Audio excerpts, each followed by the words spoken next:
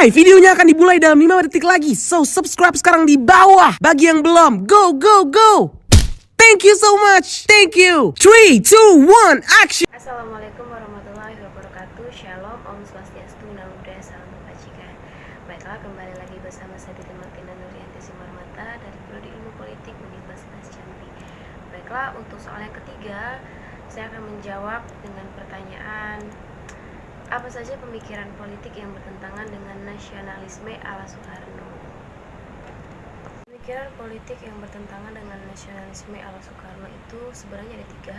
Yang pertama itu nasionalisme, Islamisme, dan Marxisme.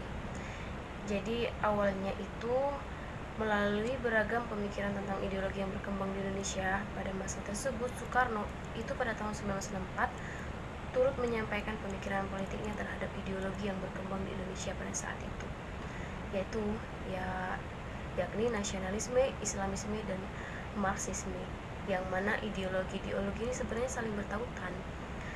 Nasionalisme merupakan sebuah ideologi yang mencerminkan kesetiaan dan pengabdian individu terhadap bangsanya, sementara Islamisme merupakan suatu ideologi yang lebih mengedepankan keyakinan dan pandangan Islam terhadap poin penting dalam meraih kemerdekaan. Dan lagi, sedangkan Marxisme merupakan suatu ideologi yang berfokus pada ekonomi dan keadilan antara kaum borjuis dan kaum proletar. Pada dasarnya, ketiga hal yang disampaikan oleh Soekarno tersebut mampu disatukan satu ideologi. Inilah yang kemudian dianggap sebagai hal yang sangat merepresentasikan keadaan pada saat itu. Karena nasionalisme dan Islamisme di Indonesia bekerja dengan prinsip yang sama, melawan kapitalisme. Karena saling berketerkaitan, maka tidak mungkin untuk kedua pemikiran ini saling berlawanan. Bahkan menurut Profesor Faswani, yang bukan merupakan seorang muslim, menyatakan bahwa jika Islam menderita, maka roh kemerdekaan Timur juga merasakan sakit. Karena pada saat mereka kehilangan kemerdekaannya, maka implementasi Eropa semakin menjajah Asia.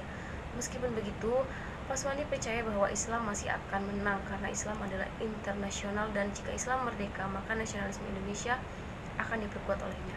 Oleh karena itu, apabila terdapat kaum nasionalis yang memusuhi nasionalisme Islam, mereka diistilahkan dengan sempit bumi dan sempit pikiran. Begitu juga dengan Marxisme. Soekarno yang percaya bahwa paham ini dapat disandingkan dengan nasionalisme, maka tersebut kaum nasionalis yang segan berdekatan dan bekerja sama dengan kaum Marxisme, maka mereka dianggap tidak memiliki kepengetahuan, mereka dianggap tidak memiliki akan roda politik dunia serta sejarahnya. Soekarno menyatakan bahwa sedikit banyak nasionalisme dan Marxisme memiliki persamaan, yakni sama-sama suatu asas yang berasal dari rasa ingin hidup menjadi satu. Hal ini juga menandakan bahwa nasionalisme, Islamisme, dan Marxisme menurut Soekarno dapat disandingkan satu sama lainnya, sehingga para nasionalis dan Marxisme yang menganggap bahwa negara Islam lebih rendah derajatnya daripada negara Barat adalah suatu kesalahpahaman. Negara-negara Islam menjadi seperti itu bukan karena apa yang mereka anut, tetapi karena pemeluk-pemeluknya yang kurang memiliki budi pekerti menurut Soekarno pada saat itu. Apabila dilihat dari sisi pendiri sosialis dan nasionalis, Islam hampir tidak memiliki tandingan jika diimplementasikan secara sesuai. Islam sesungguhnya tidak mengandung unsur-unsur anti-nasionalis dan anti-sosialis. Soekarno beranggapan bahwa Islamisme yang memusuhi pergerakan nasional bukanlah Islamisme sejati. Soekarno pada tahun 1964 berpendapat bahwa di dalam Islam sendiri terdapat nilai-nilai nasionalisme. Meskipun tidak mencapai tahap Marxisme, nasionalisme dalam memiliki asas spiritualismenya, sedangkan sosialisme dalam Marxisme memiliki asas materialisme, sehingga kemudian asas materialisme inilah yang dianggap menjadi pedoman bagi persoalan ekonomi dan politik dunia dengan metode historis sampai ke materialisme.